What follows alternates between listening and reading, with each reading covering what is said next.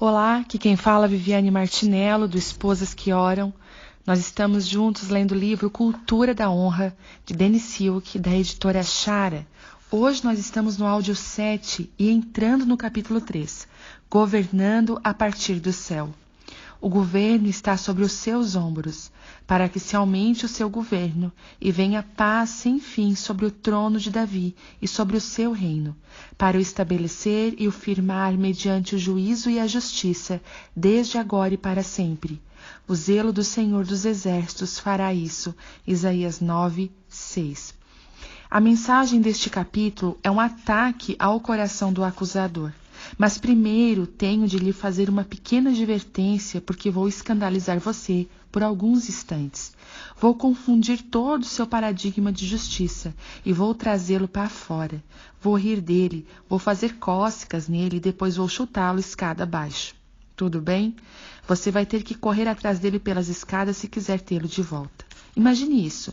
Seu filho, que está na 5ª série, vem até você e diz: aqui está o meu boletim.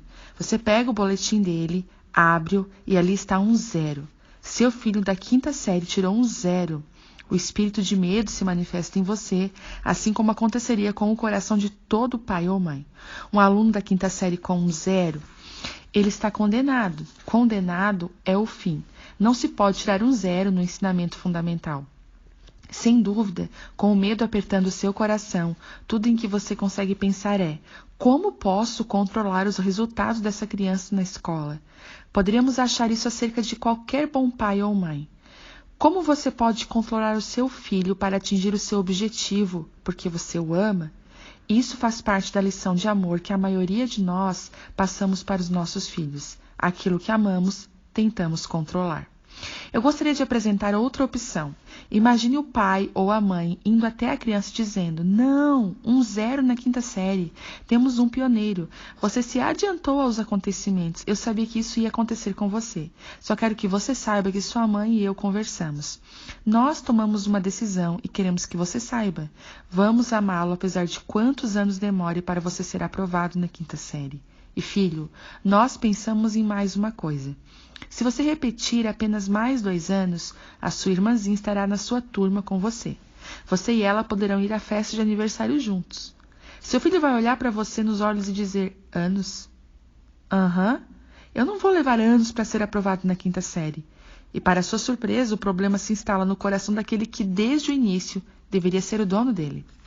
A maneira como criamos nossos filhos, quando eles cometem erros, reflete muito claramente o que acreditamos sobre o fracasso humano, particularmente sobre o pecado. Muitos de nós pensamos que o pecado, os erros e o fracasso são mais poderosos que o amor de Deus por nós. Muitos de nós pensamos que o fracasso humano é aquela força poderosa que tenta nos vencer e que, portanto, precisamos manifestar um aparente poder sobre ela por intermédio da parceria com o espírito do medo. Mas quando os discípulos queriam invocar fogo sobre a multidão, que foi desrespeitosa com Jesus, o mestre apenas sacudiu a cabeça. Vós não sabeis de que tipo de espírito sois? Além disso, 2 Timóteo 1,7 nos diz que não recebemos esse espírito de medo, mas de poder, de amor e de moderação, ou domínio próprio. Note que não é um espírito de domínio dos outros. Quando temos medo do pecado dos outros, isso nos deixa loucos diante do pecado. Não somos nós mesmos que estamos lidando com os erros dos outros. Essa coisa estranha acontece conosco, e o resultado é que acabamos dando um nome negativo à criação de filhos e à liderança. Você sabe quantas pessoas estão fazendo aconselhamento por causa de relacionamentos danosos com a liderança? É uma experiência bastante familiar para nós ver líderes cooperarem com um plano demoníaco motivado pelo espírito de medo. Quando somos confrontados com os erros das pessoas, com algo que talvez não possamos controlar bem ali naquele instante, ficamos assustados e exercemos a nossa autoridade com o espírito errado. Então projetamos em Deus a ideia de que Ele está com tanto medo do pecado quanto nós, mas de que exatamente Deus está com medo afinal. De nada, exatamente de nada. Ele não tem medo de nada, porque o amor lança fora o medo. Ele é amor. Ele é o amor. Se você não está sentindo amor quando ele está presente, algo está errado, porque ele é isso, amor. Quando você está sentindo medo, isso não é Deus. Então, temos de decidir algo. Que parcerias vamos fazer quando estivermos na presença do pecado? Era isso que Jesus fazia. Parecer um gênio. Jesus podia entrar e sair da vida dos pecadores. Ele entrava em um bar com prostitutas e ladrões e dizia: Ei, pessoal, como vocês estão? Sabe, havia um rabino, um sacerdote e um pregador batista. E as pessoas o adoravam. Elas diziam: Não sei quem é esse cara, mas eu amo, amo, amo. Mas os fariseus reagiam mais ou menos assim: Olha aqui, leproso. Toque este sino quando se aproximar, porque você me assusta. Ui, uma mulher menstruada. Ui, pessoas mortas. Onde podemos nos esconder? Para onde poderemos ir? Vamos entrar no templo. Não pingue seu suor sobre mim, nada de suar em mim. Jesus tinha o amor em cada poro, mas os fariseus nem sabiam que ele se tratava. Assim, diante do pecado, os fariseus tinham medo, mas quando Jesus estava diante do pecado, ele era a solução, o remédio. Ele era poderoso. Não podemos ser punidos. Por intermédio da cruz, Jesus apresentou algo ao mundo que ainda não entendemos. Ele fez com que cada um de nós não pudesse ser punido. Não podemos ser punidos. Essa afirmação não é uma questão de pensamento positivo, embora provavelmente você já tenha ouvido isso ser pregado. É a nossa teologia alcançar os perdidos. Entre no reino do céu livre e purificado dos seus pecados. Declaramos isso de todos os púlpitos da terra. Mas o pecado não precisa ser punido. Ele não precisa ser controlado. Ele não é uma força poderosa. O problema é que nós não cremos nisso. É fácil pregar sobre alguma coisa, difícil é vivê-la. Vamos considerar um pouco do que o apóstolo João tinha a dizer sobre como lidamos com o pecado após a cruz. Meus filhinhos, essas coisas vos escrevo para que não pequeis. E se alguém pecar, temos um advogado para com o Pai, Jesus Cristo, o justo. João mencionou algo sobre o que não falamos o suficiente. Pelo menos eu não tenho ouvido essa mensagem há muito tempo. Ele disse: temos um advogado em Jesus Cristo. Temos o melhor advogado da cidade. Vamos sair desta? Jesus está bem ali conosco em cada momento para ajudar a garantir a vitória. Ele venceu o pecado em nossas vidas. Depois de afirmar esse ponto de vista, Jesus segue em frente e passa o restante do livro, explicando que por causa da cruz, a nossa vida não tem mais a ver com tentar pecar, mas com cumprir o mandamento que nos ordena amar. Mas só conseguiremos cumprir o mandamento de amar à medida que realmente entendermos o que a vitória que Jesus conquistou significa. Ele é a propiciação pelos nossos pecados. E não somente pelos nossos, mas também pelos de todo o mundo. Ora, esse versículo apresenta alguma coisa, mas você precisa saber o que significa a palavra propiciação, certo? Ela tem de significar alguma coisa para você. Você não pode simplesmente ler por alto e dizer blá, blá, blá. Seja lá o que for, deve ser algo velho. Propiciação é a palavra para reparação. Ele pagou o resgate. Isso quer dizer literalmente que Jesus satisfez a ira de Deus para com o pecado. A morte de Jesus na cruz satisfez a necessidade de Deus de punir o pecado no homem. Quando Jesus foi para a cruz e entregou sua vida como sacrifício perfeito, ele pôs fim a uma condição insaciável. Ele também apresentou uma realidade totalmente diferente, com base em um relacionamento totalmente distinto entre Deus e a humanidade. Ele removeu a necessidade de punição. Ele removeu o medo do nosso relacionamento com ele. Diz 1 João 4,18: no amor não há medo. Ao contrário, o perfeito amor expulsa o medo, porque o medo supõe castigo, e aquele que tem medo não está aperfeiçoado no amor. Se quisermos conduzir a nossa comunidade ao avivamento e construir uma casa para a presença do amor, temos de saber como interagir uns com os outros de tal maneira que elimine a opção da punição, a necessidade de controlar as pessoas quando elas falharem. Quando estamos na presença do pecado e reagimos com medo e controle, isso nos faz parecer tolos. Seria bom aprendermos isso. Seria bom quebrar a nossa concordância com isso. Aqueles que pecam não precisam ser punidos. Temos de encontrar uma resposta para as vidas reais das pessoas que nos cercam. As vidas reais das pessoas que pastoreamos, as vidas reais das pessoas das comunidades em que vivemos. Uma resposta para o pecado que não inclua punição. a bifurcação na estrada. Creio que a principal coisa que nos ajudará a mudar a nossa reação ao pecado é adquirirmos uma compreensão mais profunda da nova aliança de Cristo que estabeleceu para nós. O apóstolo Paulo era apaixonado por nos mostrar que temos a escolha de viver em 2 tipos de relacionamento diferentes com Deus. E quando não entendemos a natureza desses relacionamentos, isso gera problemas. Em Gálatas 3, Paulo pergunta aos Gálatas: quem os enfeitiçou? O que aconteceu com vocês? Quem enganou vocês? Quem permitiu que vocês alterassem completamente seu sistema de crenças? Então ele diagnostica o problema. Vocês estão tentando praticar 2 alianças. Vocês estão tentando viver em 2 acampamentos. Em Gálatas 4, ele distingue a velha aliança e a nova, comparando-as aos 2 descendentes de Abraão. Ismael, o filho da escrava, Agar, representa a velha aliança. E Isaque, o filho de Sara, a mulher livre, representa a nova aliança. Em Gálatas 4:30, ele cita Gênesis: lança fora a escrava e o seu filho, porque de modo algum o filho da escrava será herdeiro com o filho da livre. Em outras palavras, as 2 alianças não podem coexistir no mesmo lugar. Ou você é um escravo sobre a lei, ou você é um filho livre. Não há comunhão entre o amor e o medo. Você não pode ter os 2. Você precisa escolher.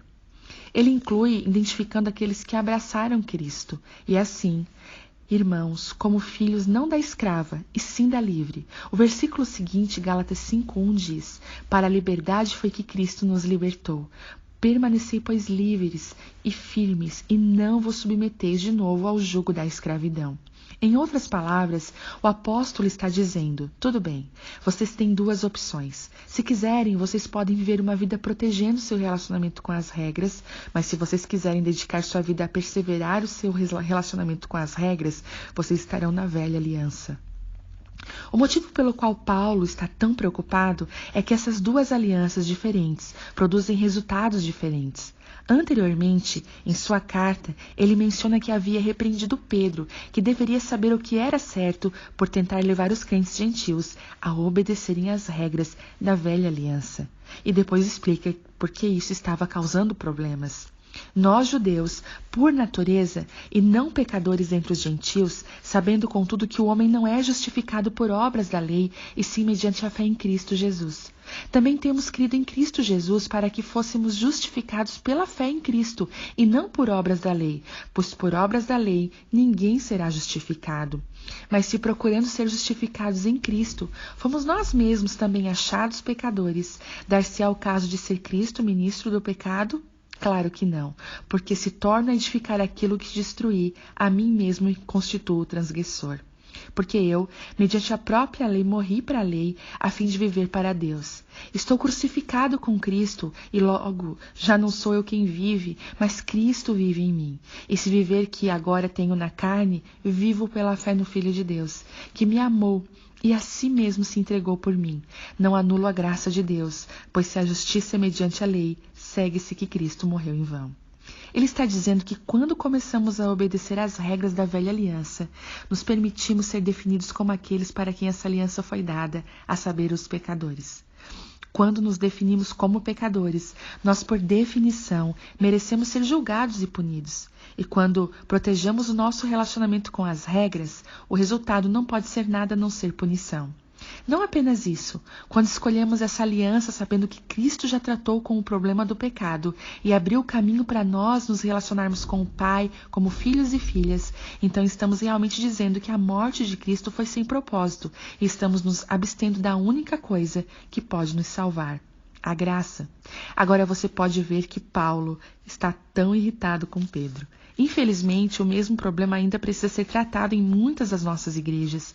O declínio da unção do mestre acontece quando ela eleva o ensino das regras e o torna supremo no ambiente, levando as pessoas a seguirem e a cultivarem um relacionamento com as regras em vez de um relacionamento com Cristo.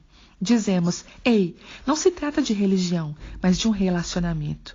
Promovemos essa ideia em adesivos para carros e camisetas, mas veja como a maioria dos ambientes eclesiásticos reage quando alguém quebra as regras.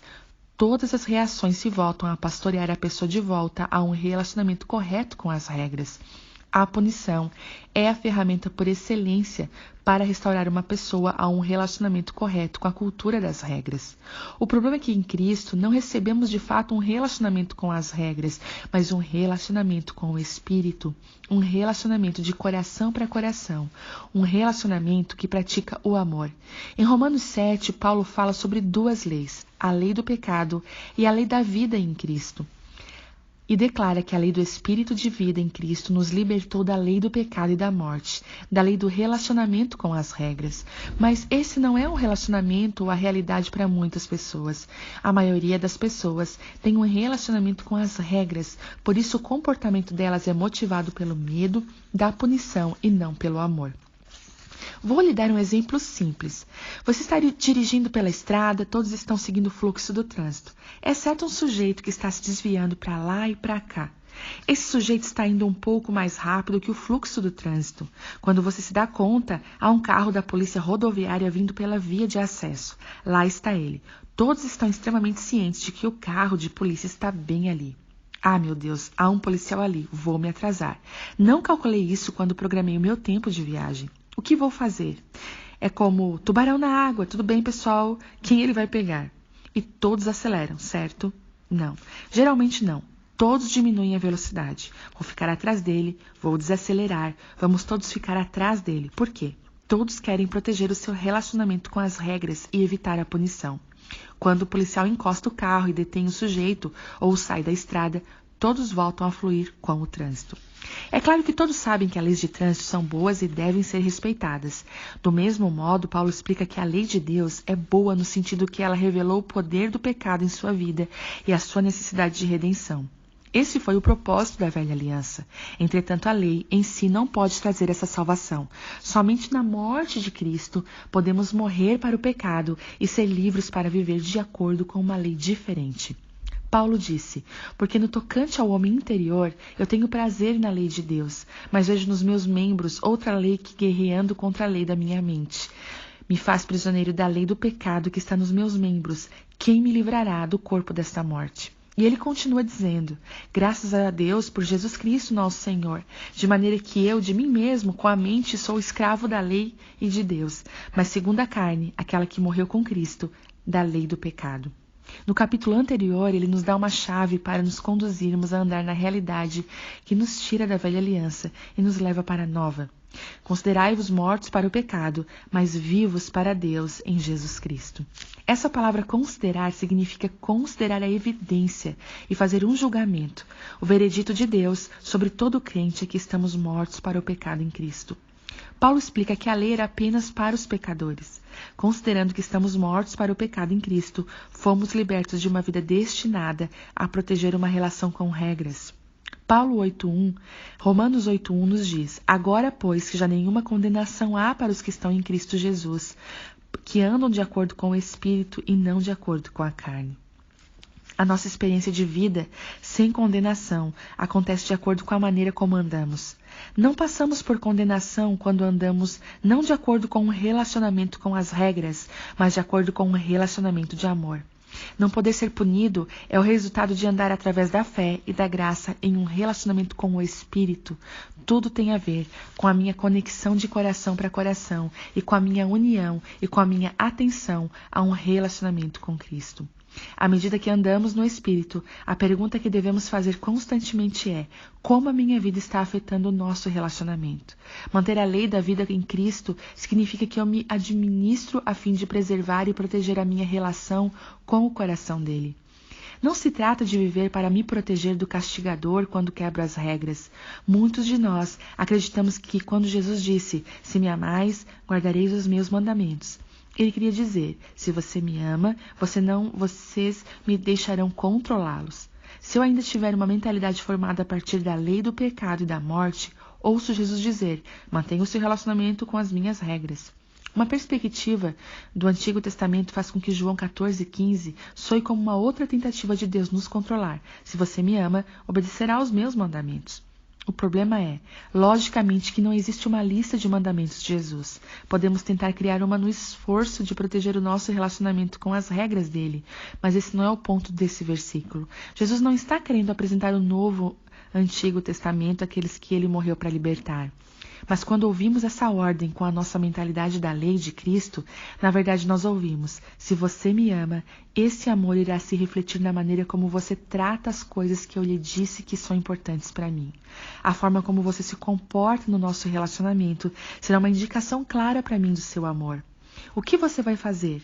Não quero controlá-lo e não tenho controle sobre você. Foi por isso que eu lhe dei o espírito do domínio próprio.